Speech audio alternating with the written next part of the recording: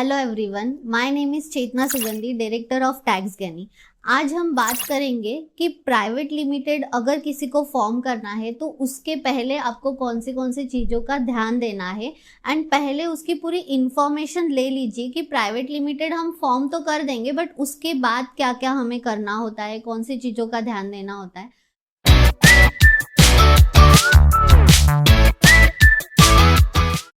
Actually हम लोगों ने ये काफ़ी एक्सपीरियंस किया है कि काफ़ी सारे लोग हैं ना, जब भी न्यू बिजनेस स्टार्ट करते तो वो ऑलरेडी बहुत ज़्यादा मोटिवेटेड होते हैं, जो कि अच्छी बात है। लेकिन वी सजेस्ट कि डायरेक्टली प्राइवेट लिमिटेड पे या एलएलपी पे जंप करने से अच्छा स्टार्ट विथ प्रोप्राइटरशिप, जिसमें आपको पता चलेगा कि बिजनेस को हैंडल करने के लिए क्या क्या डिसिप्लिन होना ज़रूरी है, गवर्नमेंट के कौन से कंप्लायंसेस होना ज़रूरी है। बिकॉज जब भी हम नया बिजनेस स्टार्ट करते हैं, हम लोग सेल्स कहाँ से होगा, प्रोक्योरमेंट कैसे होगा, हम काफ़ी सारा प्लानिंग कर लेते हैं, बट कहीं ना कहीं each and every business owner ये गलती कर देता है कि कंप्लायंसेस कैसे मेंटेन करना है, अकाउंट्स कैसे लिखना है, ये वाले चीज़ों का हम लोग कहीं ना कहीं एक लास्ट ऑप्शन रखते हैं। एंड इसकी वजह से इसके जो कॉन्सिक्वेंसेस होते हैं वो बाद में हम लोग को end of the year business owners को आइदर लेट फी पे करके, बोलते हैं ना, उसका लेट फी पे करना होता है, पेनल्टी पे करना होता है, काफ़ी बार कंपनी स्ट्राइक ऑफ हो जाती है, ऐसे काफ़ी सारे रीज़न होते हैं। तो अगर आप भी चाहते हो कि आपको प्राइवेट लिमिटेड फॉर्म करना है या आपको एलएलपी फॉर्म करना है, तो उसके पहले ये 2-3 चीज़ों की चेकलिस्ट है जो कि आपको चेक कर लेना चाहिए। जिसमें सबसे पहले आता है कि आप प्राइवेट लिमिटेड फॉर्म कर रहे हो तो आपका पर्पस क्या है, आप आपके आने वाले 5 साल बाद आपके बिजनेस को कहाँ देखते हो, आपका ग्रोथ कैसे होने वाला है। जैसे कि मैंने बताया, डायरेक्टली प्राइवेट लिमिटेड हमें फॉर्म नहीं करना है, पहले प्रोप्राइटरशिप करना है, सो दैट यू नो कि मेरा ग्रोथ क्या हुआ है, मैंने अजम्पशंस क्या लगाए थे, and then go for private limited. अगर प्राइवेट लिमिटेड आपने फॉर्म कर दिए तो उसके बाद में आपको ध्यान देना है कि एवरी मंथ आपको प्रॉपर उसके अकाउंट्स मेंटेन करने हैं, books of account monthly basis पे उसे क्लोज करना है। इफ़ मंथली पॉसिबल नहीं है तो ट्राई कीजिए उसको क्वार्टरली या 6 मंथली क्लोज करने का, ताकि आप रियल टाइम में आपका बुक्स मेंटेन कर रहे हो एंड रियल टाइम में आपके कंप्लायंसेस फुलफिल हो गए। देन अगर आप प्राइवेट लिमिटेड या एलएलपी फॉर्म करते हो तो आपको ईच एंड एवरी एक्सपेंसेस के जो भी टीडीएस के थ्रेशोल्ड लिमिट्स होते हैं उसके हिसाब से टीडीएस डिडक्ट करना एंड गवर्नमेंट को एवरी मंथ टाइम पे करना ज़रूरी है। ये भी एक प्राइवेट लिमिटेड के लिए मैंडेटरी कंप्लायंसेस है। देन थर्ड होता है जीएसटी। अगर आप वो थ्रेशोल्ड लिमिट क्रॉस कर रहे हो then you have to register for GST. लेकिन जीएसटी अगर आपको एप्लीकेबल नहीं है तो ठीक है, कोई बात नहीं, आप उसे रजिस्टर्ड मत कीजिए। बट अगर आपका जीएसटी रजिस्ट्रेशन हो चुका है तो आपको मेक श्योर करना है कि एवरी मंथ टाइम पे आपके GSTR 1 एंड GSTR 3 भी जाए, जो भी आपकी लाइबिलिटी है उसको पे करके।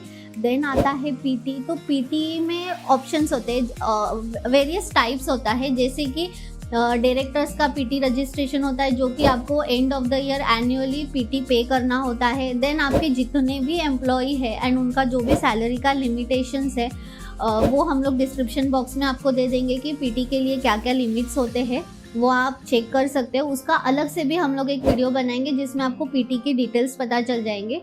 तो अगर आपके एम्प्लॉयज़ की सैलरी एक स्पेसिफिक लिमिट के ऊपर है देन आपको उनका पीटी डिडक्ट करना है एंड वो भी आपको एवरी मंथ पे भी करना है एंड उसके रिटर्न्स भी करने हैं। पीटी में एक छोटा सा इम्पॉर्टेंट पॉइंट होता है कि अगर आप फर्स्ट ईयर आपका पीटी रजिस्ट्रेशन का है तो आपको मंथली रिटर्न्स करने होते हैं एंड आफ्टर 1 ईयर आप उसको एनुअली रिटर्न कर सकते हो, जो भी हम एम्प्लॉय का पीटी डिडक्ट करते हैं एंड उसके जो रिटर्न्स होते हैं वो। उसके बाद में आता है पीएफ ईएसआईसी।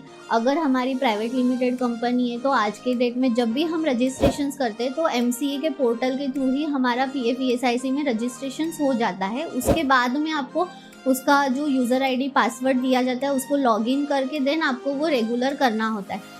तो आपको पीएफ ईएसआईसी का भी ध्यान देना है। देन एनुअल कंप्लायंसेस में आता है कि हमें आईटी रिटर्न तो करना ही होता है, उसके साथ साथ अगर जीएसटी में कुछ भी मिसमैच है तो उसके एनुअल रिटर्न्स या उसका ऑडिट होता है। देन सबसे इम्पॉर्टेंट होता है प्राइवेट लिमिटेड में, जो कि काफ़ी बार जो ओनर्स होते हैं वो निगलेक्ट कर देते हैं, जिसे हम बोलते हैं आरओसी कंप्लायंसेस। अब आरओसी कंप्लायंसेस में बहुत सारे टाइप्स होते हैं।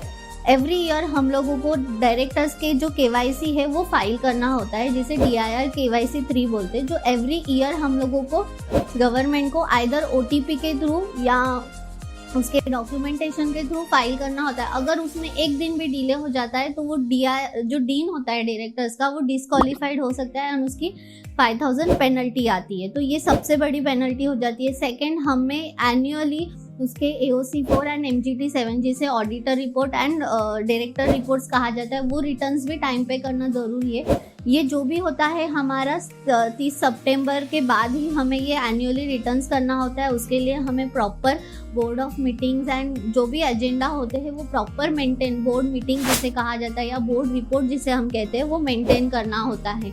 तो ये सारी चीज़ें जो होती है ना, स्पेशली ROC कंप्लायंसेस, इससे कैसे मेंटेन करना ये हमेशा देखा गया है कि ये प्रोफेशनल्स जानते हैं, बट कहीं ना कहीं क्लाइंट को इसका अवेयरनेस नहीं होता है। तो आज का ये वीडियो बनाने का हमारा पर्पज़ ही वो है कि बीइंग अ बिजनेस ओनर आपको भी ये कंप्लायंसेस का अवेयरनेस होना बहुत ज़्यादा ज़रूरी है, ताकि आपको फ्यूचर में ज़्यादा पेनल्टी पे ना करना पड़े। एंड AOC4 एंड MGT7 ये ऐसे कंप्लायंसेस है कि अगर ये आप निगलेक्ट करते हो तो आप बाकी कंप्लायंसेस भी कर रहे हो, लेकिन अगर आपने सिर्फ ये कंप्लायंसेस नहीं किया तो आपकी कंपनी कभी भी स्ट्राइक ऑफ हो सकती है by government, by MCA। Strike off का मीनिंग है कि आपकी कंपनी MCA उनके एंड से क्लोज कर सकती है। तो इसीलिए वो सिचुएशन ना आए तो मेक श्योर कीजिए कि if you are going with private limited और LLP, then you have to fulfill your ROC compliances on timely basis, otherwise आपको पेनल्टी भी पे करनी पड़ेगी, आप कंपनी भी बंद हो सकती है। तो ये सिचुएशंस ना आए, इस चीज़ का ध्यान रखिए। अब ये सारा चीज़ हो गया कि हमें एनुअली कैसे हमारी कंपनी के जो डॉक्यूमेंटेशन है, कंप्लायंसेस है, वो मेंटेन करने। अब इस सब चीज़ों का खर्चा कैसे होता है? अगर फर्स्ट ईयर आपका कंपनी का फर्स्ट ईयर ही है तो बाय डिफ़ॉल्ट उसमें ज़्यादा ट्रांजैक्शंस नहीं होंगे या ज़्यादा टर्नओवर नहीं होगा। तो अप्रॉक्सीमेटली अगर हम लोगों का बिजनेस एक लिमिटेड है, लाइक बिलो 1 CR है, तो उसका जो खर्चा होता है एनुअली एक 40 to 50,000 मेंटेन करने में जाता ही है, जिसमें कि बुक्स ऑफ अकाउंट्स भी मेंटेन होते हैं, TDS भी है, GST भी है, PT भी है, देन इनकम टैक्स के कंप्लायंसेस होते हैं without tax audit, only return filing हो जाता है एंड ROC रिटर्न का। बट अगर आपका ऑडिट है जिसमें कि आपको इनकम टैक्स ऑडिट भी करना है एंड ROC कंप्लायंसेस में ROC return and statutory audit, वो तो मैंडेटरी ही होता है। तो अगर आपका टैक्स ऑडिट भी उसमें आ जाता है, देन आपका ये जो एक्सपेंसेस है ये डिपेंड्स होता है प्रोफेशनल्स के ऊपर, बट एक मिनिमम आप पकड़ के चलिए 60 to 70,000 तो लगते ही है। तो हमेशा कंप्लायंसेस के साथ साथ इसका ये कॉस्टिंग भी होता है मेंटेन करने का, तो इस चीज़ों का भी ध्यान दीजिए ताकि आगे जाके आपको तकलीफ ना हो। प्रोफेशनल्स आपको अगर बाद में भी बोल रहे हैं बट उससे उनका कोई नुकसान नहीं होगा। बीइंग अ बिजनेस ओनर, आपकी कंपनी है, आपका बिजनेस है, आपको नुकसान होता है हर तरफ से। तो इसीलिए before going with private limited costing भी देख लीजिए, आप उसे मेंटेन कर सकते हो क्या वो भी देख लीजिए, उतना डिसिप्लिन में आप काम कर सकते हो क्या वो भी चेक कर लीजिए, एंड देन ओनली आप प्राइवेट लिमिटेड को फॉर्मेशन के लिए जाइए। जैसे कि उसके फॉर्म करने के बेनिफिट्स भी काफ़ी सारे हैं, एडवांटेज भी है, वैसे ही डिसएडवांटेज भी है। डिसएडवांटेज को आप रिकवर कर सकते हो अगर आप उतना डिसिप्लिन में आपके बिजनेस को मैनेज कर रहे हो तो।